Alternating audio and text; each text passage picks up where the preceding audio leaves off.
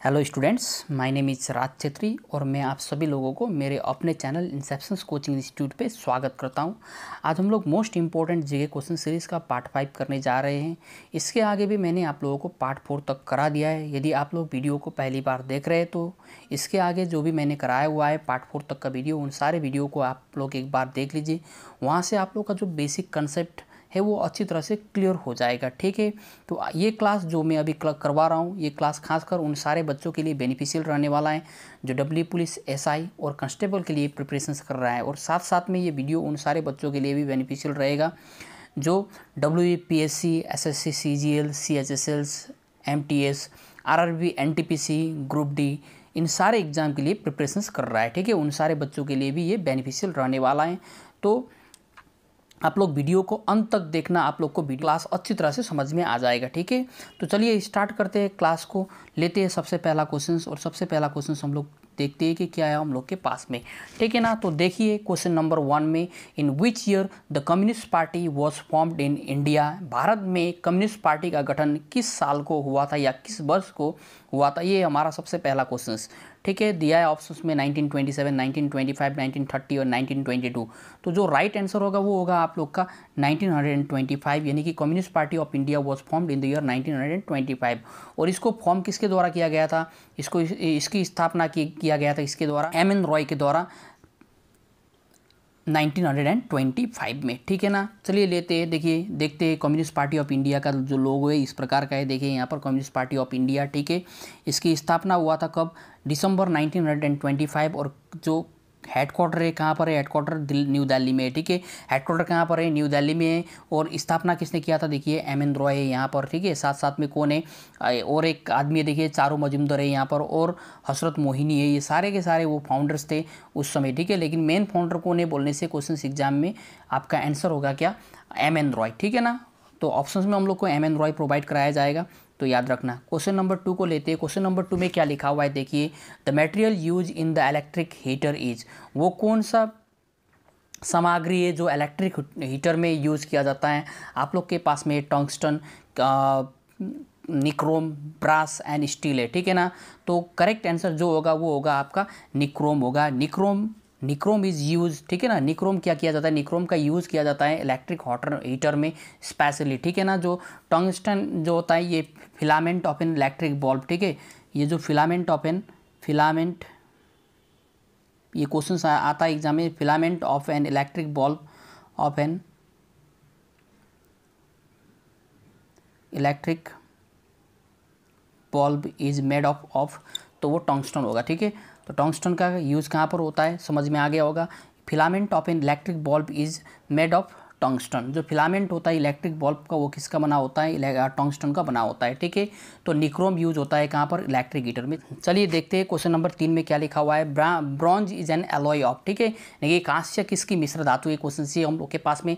तो ब्रॉन्ज होता है ना, ब्रॉन्ज बना होता है कॉपर और टीन से मिलके। किससे मिलके बना होता है, कॉपर एंड टीन। याद रख लेना, क्वेश्चंस पूछा जाता है एग्जाम में, कॉपर एंड टीन से मिलके बना होता है ब्रॉन्ज। ठीक है, तो यहाँ पर ऑप्शंस में देखते हैं कौन सा ऑप्शन सही होगा। तो देखिए कॉपर और जिंक नहीं है, टीन एंड जिंक ये भी नहीं है, कॉपर एंड आयरन, इसके बदले यहाँ पर लिख लीजिए आप टीन। ठीक है, तो करेक्ट आंसर क्या होगा आपका, option number 3 is the correct answer. ठीक है ना, तो चलिए कॉपर और टीन से मिलके बना होता है क्या, ब्रॉन्ज। ठीक है, ये जो कॉपर और जिंक से जो मिलके बना होता है वो होता है आपका पीतल यानी कि ब्रास। ठीक है, brass is an alloy of copper and zinc. बात आई समझ में। ठीक है, क्वेश्चन नंबर 4 को देखिए ध्यान से, in which year Gandhi Irwin pact took place. यानी कि गांधी इरविन जो समझौता हुआ था वो किस साल को हुआ था, ये हम लोग का क्वेश्चन से। तो गांधी इरविन समझौता हुआ था आपका 5 मार्च, डेट भी याद रखना है आप लोगों को, 5 मार्च 1931 को हुआ था। ठीक है, this is very very important. 1931 को हुआ था क्या, गांधी इरविन समझौता। महात्मा गांधी जी और उस समय जो वॉइसरॉय थे लॉर्ड इरविन जी, उनके बीच में हुआ था गांधी इरविन पैक्ट। देखिए ये हुआ था 5 मार्च 1933 को, कब 31 को सॉरी, बिफोर के सेकेंड राउंड टेबल कॉन्फ्रेंस, यानी कि जो कि लंदन में होने वाला था, जो सेकेंड राउंड टेबल कॉन्फ्रेंस उसके ठीक पहले ही हुआ था क्या आपका गांधी इरविन पैक्ट हुआ था, ठीक है। अब इस पैक्ट के अनुसार क्या क्या हुआ देखिए, participation of the Indian national Congress in the second round table conference. देखिए तो इसमें क्या हुआ कि इस समझौते के अनुसार जो इंडियन नेशनल कांग्रेस के लीडर जो थे वो उनको पार्टिसिपेशन करना था, यानी कि भाग लेना था, हिस्सा लेना था। किस में लेना था? सेकंड राउंड टेबल कॉन्फ्रेंस जो कि इंग्लैंड में होने वाला था और साथ लंदन में होने वाला था। और stopping the civil disobedience movement, देखिए जो गांधी जी द्वारा जो 1930 में जो सिविल डिसोबीडियंस मूवमेंट यानी कि जो सविनय अयोग्य आंदोलन चलाया गया था उसको भी क्या करना था? रोकना था, ठीक है। अब देखिए और एक चीज़ जो कि इंपॉर्टेंट है, और release of prisoners arrested during civil disobedience movement. और इसमें ये समझौते में और क्या हुआ था कि जो भी सिविल डिसोबीडियंस मूवमेंट के समय में जिसको भी गिरफ्तार किया गया था, यानी जो प्रिजनर थे उस समय जिसको गिरफ्तार कर लिया गया था उनको भी रिलीज करना क्या था? इस समझौता में रखा गया था, ठीक है ना, यानी कि जो गांधी इरविन पैक्ट था। लेते हैं क्वेश्चन नंबर 5।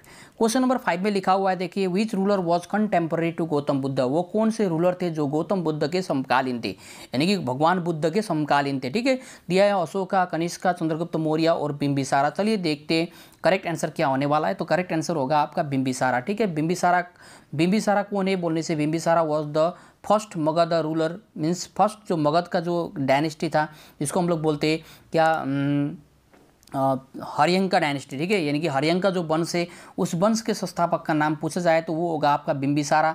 और बिंबिसारा भगवान गौतम बुद्ध के समकालीन थे, ठीक है, यानी उसी समय के थे जिस समय भगवान बुद्ध थे, बिंबिसारा उसी समय के थे, यानी कि समकालीन थे, ठीक है ना। और देखिए यहाँ पर और एक चीज़ जो कि इम्पोर्टेंट है, बिंबिसारा के कोर्ट में एक रॉयल फिजिशियंस हुआ करता जिनका नाम क्या है, तो एग्जाम में पूछा जा सकता है ये नाम।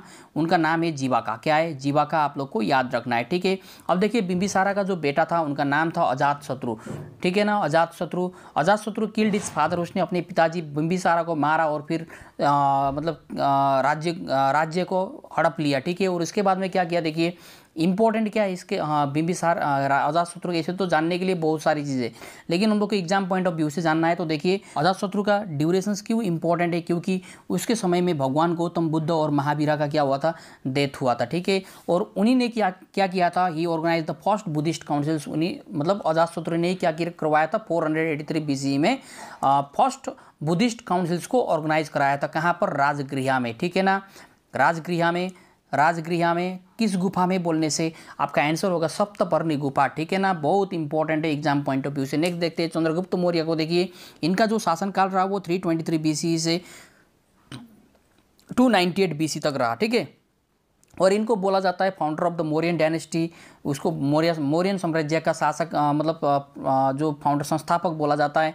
इन्होंने लास्ट नंद रूलर धनानंद को हरा के, ठीक है ना, अपना साम्राज्य का विस्तार किया था चंद्रगुप्त मौर्य ने। और इनका उस समय साथ दिया था कौटिल्य ने, ठीक है ना। उनके जो गुरु थे कौटिल्य, चाणक्य, विष्णुगुप्त के नाम से भी हम लोग उनको जानते। तो ये इंपॉर्टेंट है। देखिए गुरु अपने कौन था? उनका गुरु चाणक्य था। चाणक्य के हेल्प से ही उसने धनानंद को हराया था, ठीक है ना। उनको चंद्रगुप्त मौर्य को ग्रीक में क्या बोला जाता है? उनका जो ग्रीक नेम है वो है सेंड्रोकोटस, ठीक है। ही बिल्ड, उन्होंने बनवाया था क्या? सुदर्शन लेक बनवाया था उन्होंने। देखिए सुदर्शन लेक बनवाया था, कहाँ पर बनवाया था? गुजरात में बनवाया था, ठीक है।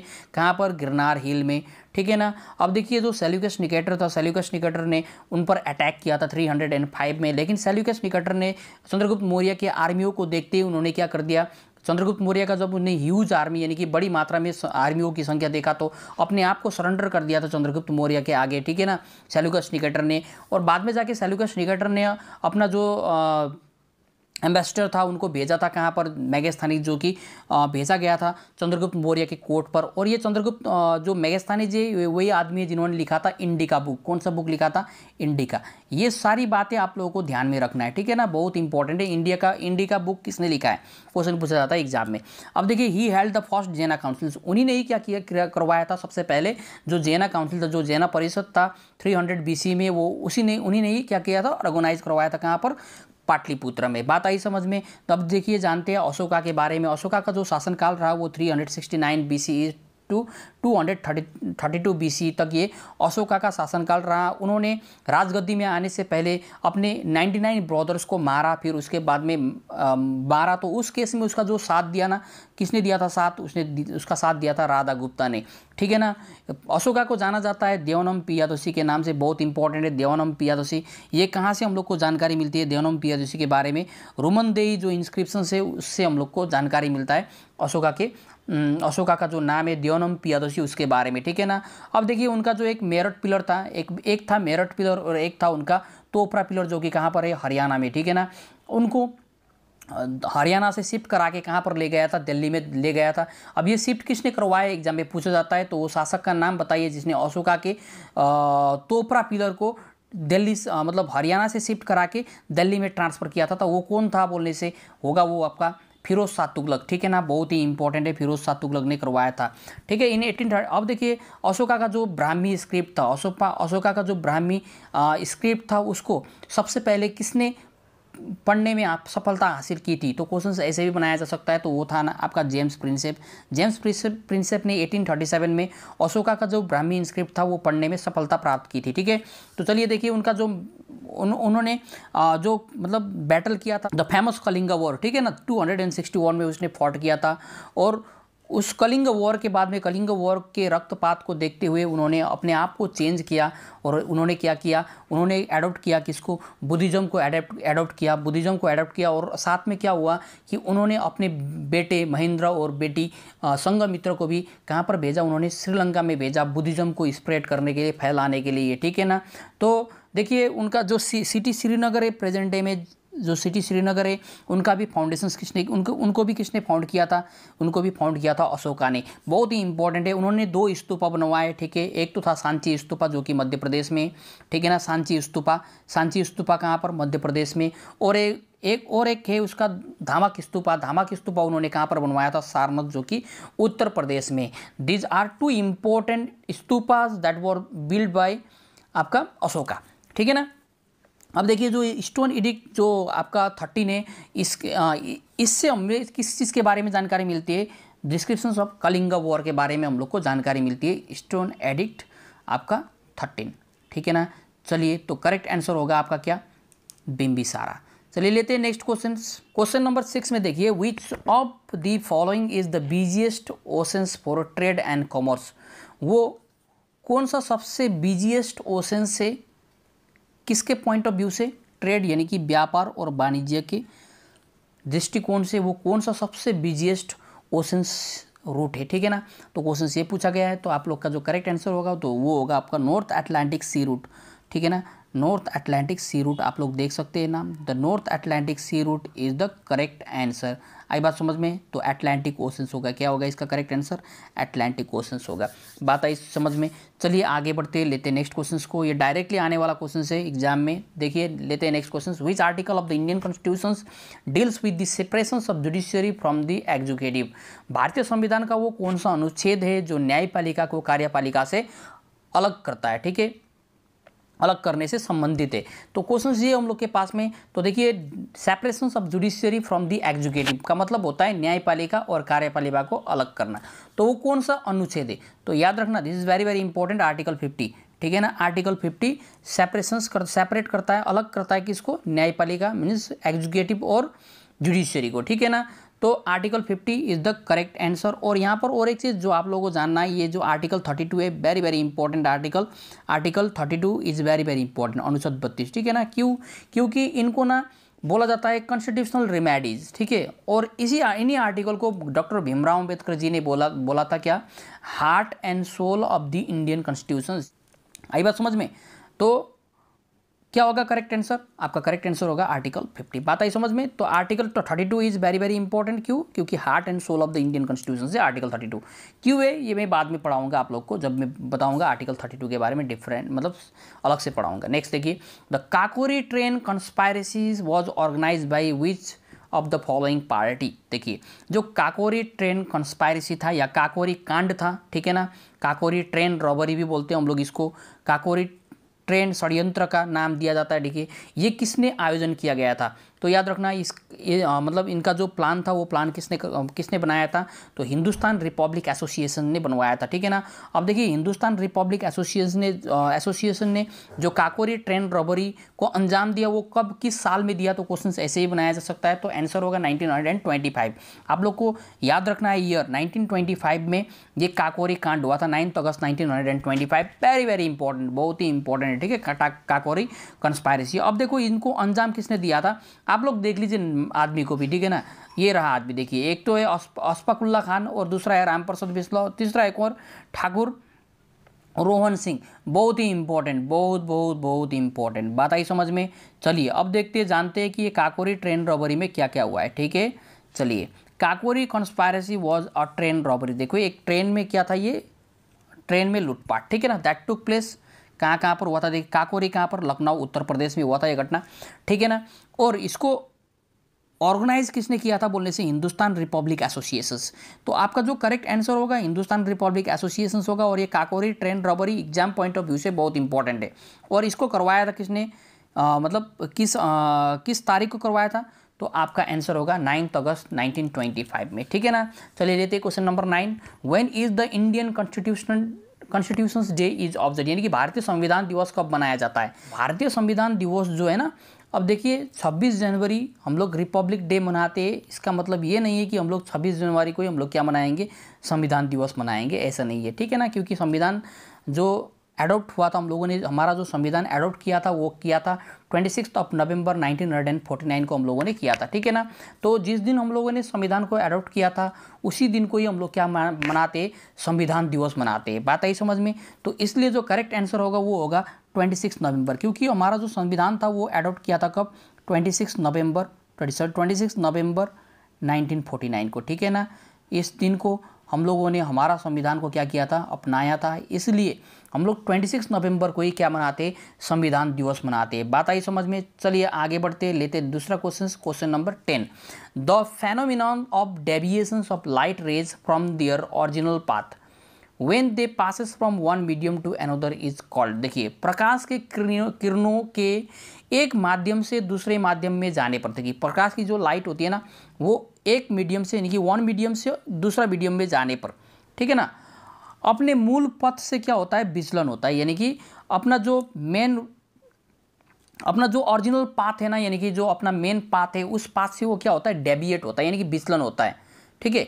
तो उस घटना को, मतलब उसको हम लोग क्या बोलते हैं, ठीक है ना, वो उस घटना को हम लोग क्या बोलते हैं, तो उस घटना को बोलते हैं, देखो उस घटना को बोलते हैं हम लोग रिफ्रैक्शंस। क्या बोलते हैं, रिफ्लेक्शंस। ये रिफ्रैक्शंस का हम लोग से पूछा हुआ है डेफिनेशंस, परिभाषा, ठीक है ना। तो करेक्ट आंसर क्या होगा, रिफ्रैक्शंस। बात आई समझ में, देखिए, ठीक है ना। तो देखिए यहाँ पर जो ये डेफिनेशन है, अब डेफिनेशन देखिए पूछ दिया कि ये किसका डेफिनेशन है, बात आई समझ में। चलिए आगे बढ़ते हैं, लेते हैं next question number 11। Who was the viceroy of India when the quit India movement started in 1942। जब भारत छोड़ो आंदोलन शुरू हुआ था 1942 में, तो उस समय भारत का वॉइसरॉय कौन था, क्वेश्चन ये, ठीक है ना। 1942 में हम लोग को पता है कि ये 8 अगस्त को हुआ था, 8 अगस्त 1942 को हुआ था भारत छोड़ो आंदोलन। बात आई समझ में। इसको शुरू करवाया था किसने, महात्मा गांधी जी ने, ठीक है ना। और इसी भारत छोड़ो आंदोलन के समय ही महात्मा गांधी ने नारा दिया था डू और डाई, ठीक है ना, करो या मरो का नारा महात्मा गांधी जी ने दिया था। और एक चीज़, जो भारत छोड़ो आंदोलन था वो कहाँ पर शुरू हुआ था, तो क्वेश्चन ये बनाया जाता है, तो ये आप लोग को जानना जरूरी होता है। तो बॉम्बे में स्टार्ट हुआ था क्या, भारत छोड़ो आंदोलन, ठीक है। तो उस समय जो भारत के वॉइसरॉय थे वो वॉइसरॉय कौन थे, तो याद रखना नाम क्या होगा, लॉर्ड लिनथगो। क्या होगा, लॉर्ड लिनथगो। बात आई समझ में। चलिए लेते हैं नेक्स्ट क्वेश्चन नंबर 12 में देखिए, Mughal empire Akbar divided his empire into. जो मुगल शासक मुगल बादशाह जो अकबर थे, उन्होंने अपने साम्राज्य को कितने प्रांतों में भाग किया था, ठीक है ना, कितने प्रांतों में बांटा था, ये क्वेश्चन से हम लोग का, ठीक है। तो जो मुगल शासक जो थे अकबर जी, उन्होंने अपने जो साम्राज्य था उनको 12 प्रांतों में बांटा था, याद रखना है, ठीक है। 12 प्रांतों में, यानी कि 12 प्रोविंसेस में। प्रांतों का मतलब होता है प्रेजेंट डे में स्टेट, ठीक है ना, यानी कि प्रेजेंट डे में जिसको हम लोग स्टेट बोलते थे उस समय वो प्रांत के नाम से जाना जाते थे, यानी कि प्रोविंसेस के नाम से जाना जाते थे। बात आई समझ में। चलिए लेते हैं नेक्स्ट क्वेश्चन। तो 12 is the correct answer. Question number 13 में देखिए ध्यान से, the gas usually filled in the electric bulb is, वो गैस बताइए जो कि यूजुअली किस में फिल किया जाता है, इलेक्ट्रिक बल्ब में फिल किया जाता है। तो आपका जो करेक्ट आंसर होगा शायद सबको पता होगा कि इलेक्ट्रिक बल्ब में यानी कि बल्ब में कौन सा गैस भरा जाता है। ठीक है, तो करेक्ट आंसर क्या होगा, नाइट्रोजन। क्या होगा, nitrogen. Nitrogen is the correct answer. Nitrogen gas भरा जाता है बल्ब में। चलिए लेते हैं नेक्स्ट क्वेश्चन। क्वेश्चन नंबर 14 को देखिए ध्यान से, in which of the following continent is the Gobi desert located. ठीक है ना, गोबी डेजर्ट कहाँ पर स्थित है, तो याद रखना गोबी डेजर्ट तो स्थित है, हम लोग को पता भी है, मंगोलिया और चाइना पर फैला हुआ है गोबी डेजर्ट। लेकिन ये कौन से कॉन्टिनेंट में पड़ता है, तो क्वेश्चंस का जो करेक्ट आंसर होगा वो होगा आपका एशिया। क्या होगा, सेंट्रल एशिया का पार्ट है गोबी डेजर्ट। चलिए देखते हैं एक बार गोबी डेजर्ट किस प्रकार का दिखाई देता है। ये रहा आपका गोबी डेजर्ट, ठीक है ना, गोबी डेजर्ट ये रहा Gobi desert. Gobi is also called Gobi desert. देखिए कहाँ पर है, मंगोलिया गोबी देखिए, और stretches across huge portion of both Mongolia and China. देखिए कहाँ कहाँ पर फैला हुआ है, मंगोलिया और चाइना पर फैला हुआ है आपका गोबी डेजर्ट। बहुत बहुत बहुत इंपॉर्टेंट है गोबी डेजर्ट। हाल फिलहाल एनटीपीसी में पूछा गया क्वेश्चन से, तो आगे भी पूछा जा सकता है। लेते हैं नेक्स्ट क्वेश्चन। देखिए हु फाउंडेड सत्यशोधक समाज। ठीक है ना, सत्यशोधक समाज किसने फाउंड किया था, यानी कि सत्यशोधक समाज की स्थापना किसने की थी, ये हमारा क्वेश्चन है। ठीक है ना, तो सत्यशोधक समाज की स्थापना किया था किसने, ज्योतिबा फूले जी ने। ठीक है ना, ज्योतिबा फूले जी बहुत ही इंपॉर्टेंट है। उन्होंने 1873 में सत्यशोधक समाज की स्थापना किया था। कब किया था, 1873 में। और एक चीज़ उन्होंने एक बुक लिखा, मतलब जो ज्योतिबा फूले जी थी उनका बुक का नाम भी पूछा जाता है एग्जाम में, तो बुक का नाम है याद रखना गुल्मागिरी, GHUL गुल्मागिरी। ठीक है ना, Gulamgiri is the book written by Jyotiba Phule. ठीक है ना, इंपॉर्टेंट है। चलिए लेते हैं नेक्स्ट क्वेश्चन। नेक्स्ट क्वेश्चन से हम लोग के पास में क्वेश्चन नंबर 16 में देखिए, वो among the following is known as the father of genetics, यानी कि अनुवांशिक के जनक किनको बोला जाता है। ठीक है ना, जेनेटिक्स के फादर किनको बोला जाता है, तो बहुत ही इंपॉर्टेंट है। देखिए जेनेटिक के फादर को हम लोग बोलते हैं क्या, मेंडल है। ठीक है ना, चलिए देखते हैं मेंडल किस प्रकार का देखते हैं, या उनका चेहरा किस प्रकार का। देखिए ये जी है, ये है मेंडल जी। ठीक है ना, इनको ही बोला जाता है अनुवंशिक के जनक। ठीक है ना, Gregor Mendel the father of genetics. बात आई समझ में। चलिए बढ़ते आगे, देख लिया आप लोगों ने। लेते हैं नेक्स्ट क्वेश्चन। क्वेश्चन नंबर 17 को देखते हैं। क्वेश्चन नंबर 17 में लिखा हुआ है, who among the following has composed Aihole inscriptions. वो कौन से थे दिए गए 4 ऑप्शन में जिन्होंने आई होल इंस्क्रिप्शंस यानी कि शिलालेख, आई होल शिलालेख के बारे की रचना की। ठीक है ना, क्वेश्चन से हम लोग के पास में आई होल शिलालेख यानी कि आई होल इंस्क्रिप्शंस बोलते हैं हम लोग इंग्लिश में। तो रवि कृति, हरिसेना, बिलहन, अबुल फजल। ठीक है ना, तो देखिए अबुल फजल N.A. अकबरी, याद रखना N.A. अकबरी। ठीक है ना, क्वेश्चन पूछा जाता है। अब देखिए जो रवि कृति थे उन्होंने क्या किया था, एक्चुअल में ए होल इंस्क्रिप्शंस की रचना किया था। ठीक है ना, अब देखो क्वेश्चन यहाँ पर, ये जो रवि कृति थे मतलब वो कौन थे, किसके दरबारी कवि थे। ठीक है ना, किसका कोर्ट पोइट था वो, क्वेश्चन पूछा। देखिए कोर्ट पोइट ऑफ किसका है वो, Pulakeshin second, the great Chalukya ruler. आई बात समझ में, चालुक्य किंग है ये पुलकेशिन सेकंड। उन्हीं के दरबार में यानी उन्हीं के कोर्ट में रहा करते थे कौन, रवि कृति, और उन्हीं ने क्या किया था, ए होल इंस्क्रिप्शंस लिखा था। ठीक है ना, बात आई समझ में, बहुत इंपॉर्टेंट। तो पुलकेशिन सेकंड कौन है, the great Chalukya ruler. Okay, Chalukya वंश के संस्था मतलब रूलर, शासक। ठीक है ना, number of spinal nerve in human age. अब देखिए जो रीढ़ की हड्डियाँ होती है ना मानव में, वो कितनी होती है, कितने पेयर होती है, कितने जोड़े होते हैं, क्वेश्चन जोड़े में पूछा गया है। तो आपका जो करेक्ट आंसर होगा, देखिए नंबर ऑफ स्पाइनल नर्व जो है ना हमारे, यानी कि जो रीढ़ की हड्डी है वो कितनी है, 31 पेयर है, 31 जोड़े है। बात आई समझ में। चलिए देखते हैं एक बार रीढ़ की हड्डी किस प्रकार से दिखाई देता है। देखिए यहाँ पर आप लोग को दिख रहा है ना, ये देखिए रीढ़ की हड्डी दिख रहा है ना। चलिए you have 31 pairs of spinal nerve. कितने होते, 31 पेयर होते हैं। 31 पेयर का मतलब होता है ओवरऑल 62। ओके, देखिए 31 पेयर से कहाँ कहाँ पर है आप लोग को पता ही है, 8 पेयर सर्विकल नर्व से। देखिए अब इधर में देखिए 8, 12, 20, 20, 5, 25, इसको मैं थोड़ा सा जूम कर देता हूँ और आप लोग एक बार पढ़ लेना कौन कौन सा नर्व पे। ये देखिए मैं काउंट करके दिखा रहा हूँ, 8, 12, 20, 5, 25, 5, 30 और 31, कितने पेयर हो गया, 31 पेयर्स हो गया। ठीक है, आप लोग एक बार पढ़ लेना, जूम कर दिया है, वीडियो को पॉज कीजिए, मैं आगे बढ़ रहा हूँ ताकि वीडियो थोड़ा सा ज़्यादा लंबा ना हो जाए। चलिए, इसलिए मैंने वहाँ पर लिख दिया, आप लोग एक बार देख लेना, जूम करके भी दिखा दिया है। The chemical responsible for plant growth is, वो कौन सा केमिकल है जो प्लांट यानी कि पौधों की वृद्धि में क्या होता है, मददगार होता है। ठीक है, तो यही क्वेश्चन से हम लोग से पूछा हुआ। अब देखिए साइट्रिक एसिड दिया है, साइट्रिक एसिड हम लोग को मिलता है लेमन में। ठीक है ना, लेमन में कौन सा एसिड होता है, साइट्रिक। ठीक है, ऑरेंज में कौन सा एसिड, ये साइट्रिक एसिड होता है, ऑरेंज लेमन पूछा जाता है एग्जाम में। क्लोरोफिल है, इंडोल एसिटिक एसिड है। Indole acetic acid is a part of किसका होता है ये होता है आपका ऑक्सिन, जो कि एक प्लांट हार्मोन होता है, स्पेशली जो क्या करता है प्लांट के ग्रोथ में यानी कि पौधों की वृद्धि में ये मददगार साबित होता है। कौन, इंडोल एसिटिक एसिड। बात आई समझ में। चलिए इसको देख लेते हैं एक बार कि होता कैसे है। देखिए अभी मैं यहाँ पर समझा दे रहा हूँ आपको। देयर आर 5 ग्रुप्स ऑफ, देखिए 5 groups of plant growth regulating compound. ठीक है ना, 5 क्या है, रेगुलेटिंग कंपाउंड है जो प्लांट के ग्रोथ में मददगार होता है। एक तो होता है आपका, देखिए सब प्लांट हार्मोन है, ऑक्सिन, जिबरलिन, साइटोकाइनिन, ठीक है, इथाइलिन, एब्सिसिक एसिड, ये सारे के सारे वो क्या है, 5 पार्ट है जो स्पेशली प्लांट ग्रोथ को क्या करता है, प्लांट को ग्रोथ करने में मदद कराता है। ठीक है, auxin is a plant hormone. अब देखिए यहाँ पर indole acetic acid is the most common naturally occurring plant hormone of the auxin class. देखिए किस क्लास में होता है, ऑक्सिन क्लास में होता है। तो ये स्पेशली क्या करता है, प्लांट को ग्रोथ करने में मदद करता है। बात आई समझ में। चलिए लेते हैं नेक्स्ट क्वेश्चंस, बढ़ते आगे। क्वेश्चन नंबर 20 को लेते हैं। देखिए क्वेश्चन नंबर 20 को थोड़ा बड़ा कर देता। ओके, क्वेश्चन नंबर 20 को ध्यान से देखिए। Who wrote the book poverty and un means on British rule in India. ठीक है ना, वो कौन थे जिन्होंने poverty and on British rule in India पुस्तक लिखी है।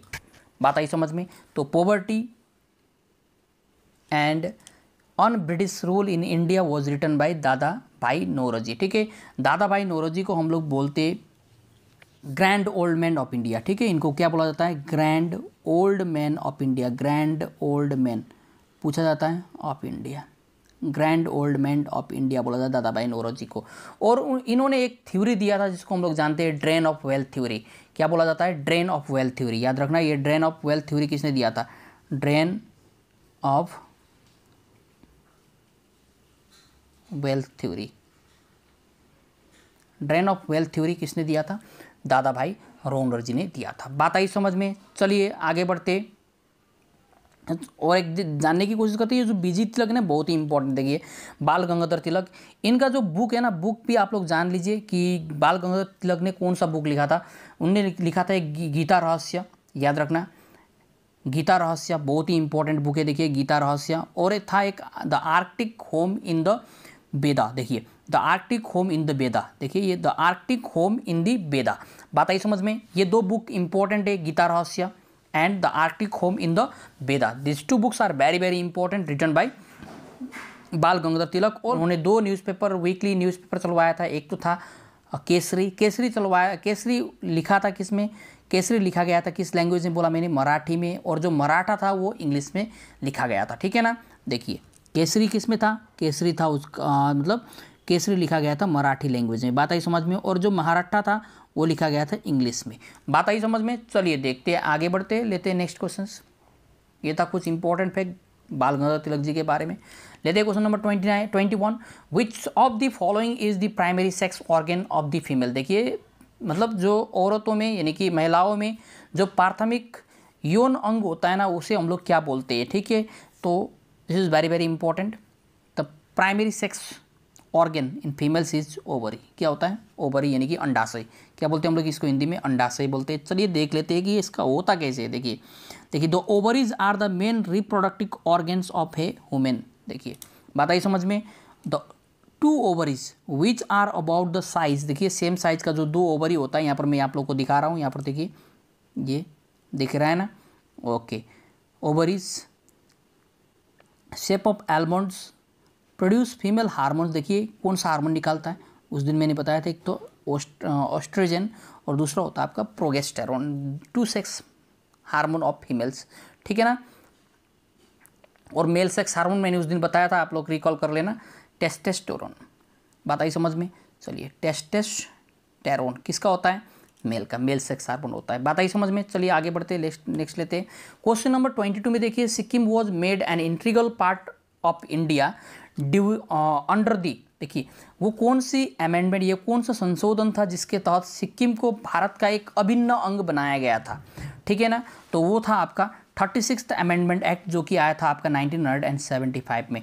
36th अमेंडमेंट एक्ट 1975, इसके तहत सिक्किम को भारत का एक अभिन्न अंग बनाया गया था। बात आई समझ में। चलिए देख लेते हैं, आप लोग देख लीजिए यहाँ पर, देखिए 36th amendment act, Sikkim became the 22nd state of India, Bharat का 22वां राज्य बना था सिक्किम, ठीक है। चलिए क्वेश्चन नंबर 22 में 22वां राज्य ही है सिक्किम। क्वेश्चन नंबर 23 को देखते हैं, which of the following state has no panchayati raj institution, वो कौन से दिए गए 4 ऑप्शन में राज्य है जिसमें पंचायती राज संस्था नहीं है। बात आई समझ में, पंचायती राज संस्था नहीं है। तो आसाम, त्रिपुरा, केरला एंड नागालैंड 4 ऑप्शन से। तो नागालैंड में पंचायती राज नहीं है, याद रखना, नागालैंड में नहीं है। नागालैंड के साथ साथ में मिजोरम, मेघालय में भी नहीं है, मिजोरम, मेघालय और जितने भी यूनियन टेरिटरी है, यानी कि जितने भी यूनियन टेरिटरी है दिल्ली को छोड़कर, सारे के सारे यूनियन टेरिटरी में दिल्ली को छोड़कर, ठीक है ना, पंचायती राज संस्था नहीं है। बात आई समझ में। तो नागालैंड, मिजोरम, मेघालय, ये 3 स्टेट्स जहाँ पर क्या नहीं है, पंचायती राज संस्था नहीं है। चलिए लेते हैं नेक्स्ट क्वेश्चन। क्वेश्चन नंबर 24 को ध्यान से देखना आप लोग। क्वेश्चन नंबर 24 में लिखा हुआ है, which one of the following article of the constitutions of India has provisions for the president of proclamations of emergency, वो भारतीय संविधान में किस अनुच्छेद में राष्ट्रपति के लिए जो नेशनल इमरजेंसी का प्रावधान है, ठीक है ना, नेशनल इमरजेंसी का प्रावधान है। तो देखिए राष्ट्रपति जो इमरजेंसी डिक्लेयर करता है वो 3 प्रकार के इमरजेंसी डिक्लेयर कर सकता है। एक तो होता है नेशनल इमरजेंसी, ठीक है ना, नेशनल इमरजेंसी, नेशनल होता है, एक होता है उसका स्टेट इमरजेंसी, और एक होता है फाइनेंशियल इमरजेंसी, ठीक है ना, फाइनेंशियल इमरजेंसी। अब देखिए जो नेशनल इमरजेंसी होता है वो राष्ट्रपति 352 के तहत करता है, आर्टिकल 352 के तहत। स्टेट इमरजेंसी आर्टिकल 356, ठीक है ना, और फाइनेंशियल इमरजेंसी आर्टिकल 360। इसके बारे में हम लोग डिटेल में पढ़ेंगे, मैं बातें डिटेल में पढ़ाऊंगा एकदम। बात आई समझ में। National emergency, state emergency and financial emergency, ये 3 प्रकार के आर्टिकल क्या करता है, प्रेसिडेंट लगाता है, प्रेसिडेंट के पास में पावर है, ठीक है ना। अब देखिए आर्टिकल 352 नेशनल इमरजेंसी, तो हम लोग का करेक्ट आंसर क्या होगा, आर्टिकल 352 होगा। बात आई समझ में। अनुच्छेद 352। चलिए बढ़ते आगे, नेक्स्ट क्वेश्चन को लेते हैं। क्वेश्चन नंबर 25 में देखिए, व्हाट इज 0 आवर, यानी कि शून्यकाल क्या होता है, ठीक है, ये हमारा क्वेश्चन। तो शून्यकाल देखिए, पार्लियामेंट जो है ना, भारतीय संसद जो है, संसद में अब देखिए कौन कौन सा आवर होता है हम लोग देखते हैं। देखिए संसद का जो सदन होता है वो सदन स्टार्ट होता है आपका 11 बजे, ठीक है। 11 बजे से लेकर 12 बजे तक का जो समय होता है उसमें उसे हम लोग बोलते हैं क्वेश्चन आवर। क्या बोलते हैं, क्वेश्चन आवर। और क्वेश्चन आवर में कोई भी क्वेश्चंस करना हो तो उसकी उनका जो नोटिस है वो 10 दिन आगे ही जारी करना होता है, ठीक है ना। और जो 12 बजे से लेकर 1 बजे तक का जो सेशन होता है उसे बोलते हैं हम लोग क्या, 0 आवर बोलते हैं या शून्यकाल बोलते हैं। उसमें हम लोग क्या करते हैं, उसमें मतलब जो अत्यंत महत्वपूर्ण मामले, ठीक है ना, ये जो कि अत्यंत महत्व के मामले, उन सारे मामलों को उठाया जाता है कहाँ पर, 0 आवर में, ठीक है ना। यानी कि हम लोग इंस्टेंटली कोई भी इंपॉर्टेंट चीज़ करना हो तो हम लोग 0 आवर में क्या कर सकते हैं, क्वेश्चंस रेज कर सकते हैं। बात आई समझ में। और जो 1 बजे से लेकर 2 बजे तक का जो समय होता है उसे हम लोग बोलते हैं लंच आवर, यानी कि लंच का टाइम होता है 1 से लेकर 2 बजे तक। और 2 बजे से लेकर 6 बजे तक संसद का सदन चलता है, शाम को 6 बजे तक। बात आई समझ में। चलिए देखते हैं एक एक करके कि होता क्या है। देखिए क्वेश्चन आवर, देखिए द फर्स्ट आवर भी बोलते हैं हम लोग क्वेश्चन आवर को। इसमें देखिए speaker can decide to cancel it if required. अब स्पीकर चाहे तो इसे कैंसिल भी कर सकता है। अब देखिए यहाँ पर 10 days notice needs to be given by a member before asking questions. देखिए 10 days आगे मतलब 10 दिन आगे ही क्या देना होता है, एक नोटिस देना होता है यदि मेंबर्स कोई भी मेंबर्स क्वेश्चंस करना चाहता है तो इस क्वेश्चन आवर में। बात आई समझ में। चलिए देखते हैं। अब देखिए जो 11 से लेकर 12 तक का जो समय होता है इसे हम लोग बोलते हैं क्या, क्वेश्चन आवर।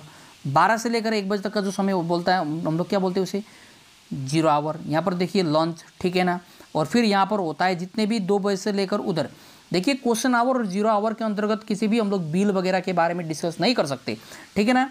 यहाँ पर कानून वगैरह पास करना हो, बिल वगैरह पास, बजट वगैरह बनाना हो, तो ये सारे के सारे कहाँ पर होता है आपका 2 बजे से लेकर 6 बजे तक का जो सेशंस होता है उसमें होता है, यानी कि इसके आगे कुछ होने वाला नहीं है। उसमें तो केवल क्वेश्चन आवर और आपका होता है 0 आवर। 0 आवर में एकदम इंपॉर्टेंट चीज़ों के ऊपर, इंपॉर्टेंट मुद्दों के ऊपर क्वेश्चन उठाया जाता है। और क्वेश्चन आवर में यदि क्वेश्चन करना हो तो आप लोग को 10 दिन आगे ही क्या करना होता है, नोटिस देना होता है, ठीक है ना, 10 दिन आगे ही नोटिस देना होता है। तो जो करेक्ट आंसर होगा वो क्या होगा, when the matters of utmost importance are raise, तो क्या होगा, जब अत्यंत महत्व के मामलों को उठाया जाए तो उसे हम लोग क्या बोलते हैं, 0 आवर बोलते हैं, यानी कि शून्यकाल बोलते हैं। बात आई समझ में। चलिए बढ़ते आगे, लेते next question, question number 26। Bardoli Satyagraha was led by, Bardoli Satyagraha जो था उसको किसने लेड किया था, यानी कि इसका नेतृत्व किसने किया था, क्वेश्चन ये। तो बारदोली सत्याग्रह को नेतृत्व किया था आपका सरदार वल्लभ भाई पटेल जी ने, जिसको हम लोग बोलते हैं भारत का बिस्मार्क, यानी कि बिस्मार्क ऑफ इंडिया, ठीक है, Bismarck of India, Sardar Vallabh भाई पटेल। क्योंकि बिस्मार्क ने जर्मनी के एकीकरण में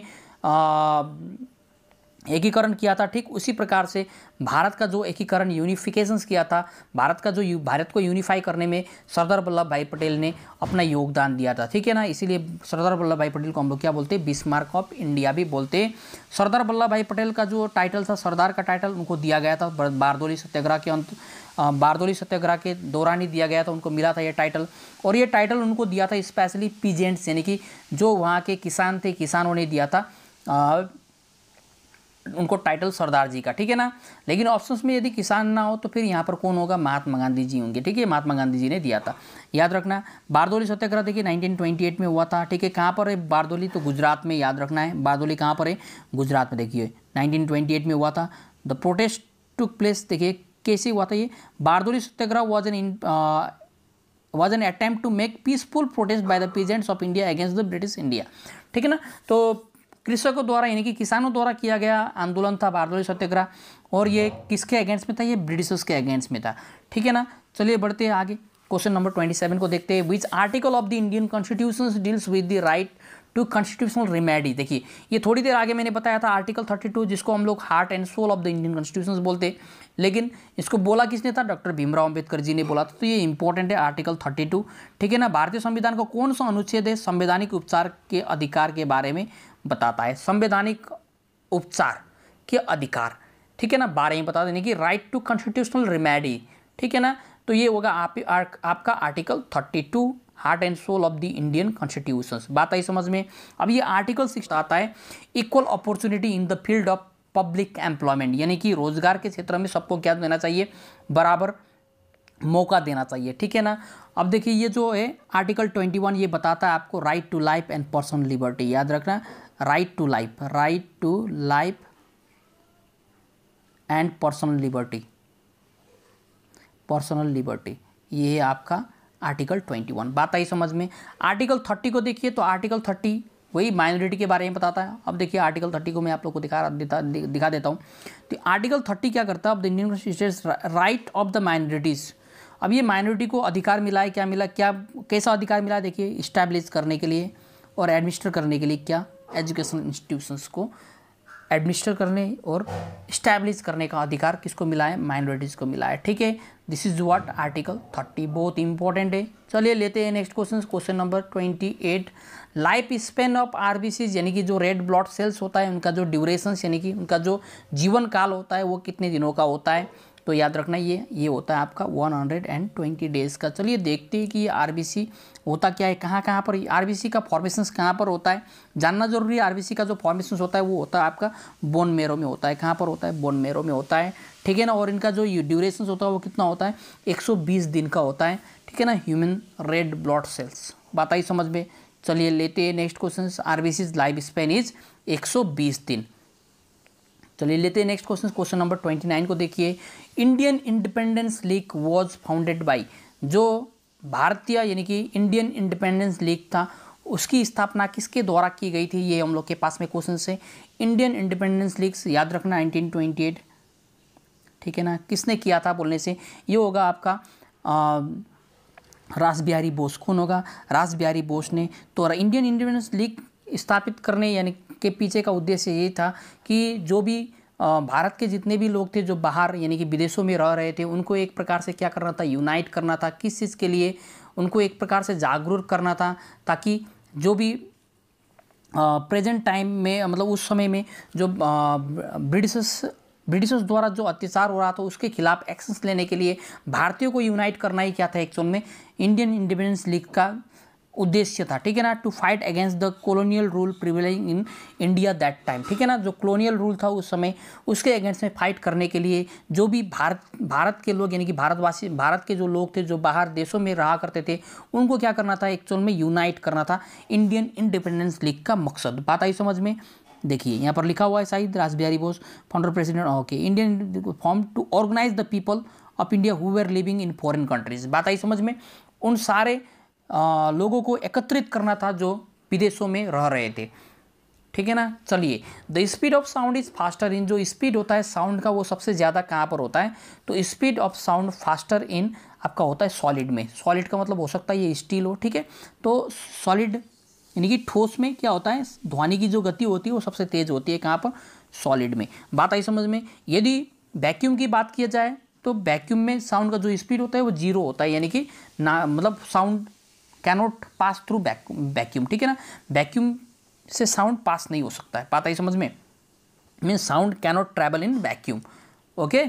चलिए लेते हैं नेक्स्ट क्वेश्चंस, दोनों ही इंपॉर्टेंट जो मैंने अभी बोला और ये एग्जाम पॉइंट ऑफ व्यू से बहुत बहुत बहुत इंपॉर्टेंट क्वेश्चन है। देखिए, the chemical name of which of the following is called sodium bicarbonate, निम्नलिखित में से दिए गए जो भी है किसका रासायनिक नाम सोडियम बाइकार्बोनेट है। सोडियम बाइकार्बोनेट का मतलब होता है बेकिंग सोडा। क्या होता है? Baking soda. बेकिंग मतलब होता है पकाने वाला सोडा, यानी कि पकाने में यूज़ किया जाता है, ठीक है। अब देखिए baking soda sodium bicarbonate NaSCO3, ये केमिकल फॉर्मूला भी आप लोग को याद रखना है, NaSCO3 ये आपको याद रखना है। Baking soda sodium bicarbonate specially use होता है कहाँ पर, देखिए सोडियम बाइकार्बोनेट पकाने के लिए, ठीक है ना, बेकिंग सोडा NaSCO3, क्लियर है। अब आप लोग को और एक चीज़ याद रखना है सोडियम कार्बोनेट। क्या याद रखना है? सोडियम कार्बोनेट, सोडियम कार्बोनेट जिसको हम लोग बोलते हैं वॉशिंग सोडा। क्या बोलते हैं इसको? Washing soda. बात आई समझ में? और इसका जो केमिकल फॉर्मूला होता है वो होता है Na2CO3, ये याद रखना है आप लोग को, लिखा हुआ है ना, देखिए यहाँ पर सोडियम कार्बोनेट Na2CO3, इसको हम लोग यूज़ करते हैं स्पेशली धुलाई में, यानी कि लॉन्ड्री में यूज़ करते हैं, ठीक है, कपड़ा वगैरह धोने के लिए हम लोग यूज़ करते हैं। क्या लॉन्ड्री में स्पेशली इसका यूज़ होता है क्या, सोडियम कार्बोनेट का, ठीक है, जिसको हम लोग वॉशिंग सोडा के नाम से जानते हैं। बहुत बहुत इंपॉर्टेंट है, पूछा जाता है केमिकल फार्मूला, केमिकल नेम पूछा जाता है, तो ये आप लोग का करेक्ट आंसर होगा। तो यहीं तक था हम लोग का आज का सेशंस, और सेशंस को यहीं पर एंड करते हैं। यदि आप लोगों को मेरा वीडियो पसंद आ रहा हो तो वीडियो को लाइक करना, चैनल को सब्सक्राइब करना और साथ साथ में अपने दोस्तों के साथ में शेयर करना भी मत भूलिएगा, ठीक है ना। आने वाले दिनों में मैं आप लोगों के लिए बहुत बढ़िया बढ़िया वीडियो लाने वाला हूँ, जो खासकर उन सारे बच्चों को हेल्प करेगा जो किसी भी कॉम्पिटिटिव एग्ज़ाम के लिए प्रिपरेशंस कर रहे हैं। और मैं दोबारा से मैं बोल रहा हूँ कि जो भी नेपाली स्टूडेंट्स है, मैं नेपाली स्टूडेंट्स के लिए मैं अलग से वीडियो बनाने जा रहा हूँ, ठीक है ना। और हर एक सेक्शंस को मैं अच्छी तरह से कवर करने की कोशिश करूँगा, चाहे वो मैथ्स का हो या जीके का हो, ठीक है। तो आप लोग का सपोर्ट चाहिए, सपोर्ट मुझको दीजिए, मैं अपना 100% दूंगा यहाँ से आप लोगों के लिए, ठीक है ना। चलिए रखते हैं सेशंस को यहीं पर एंड करते हैं।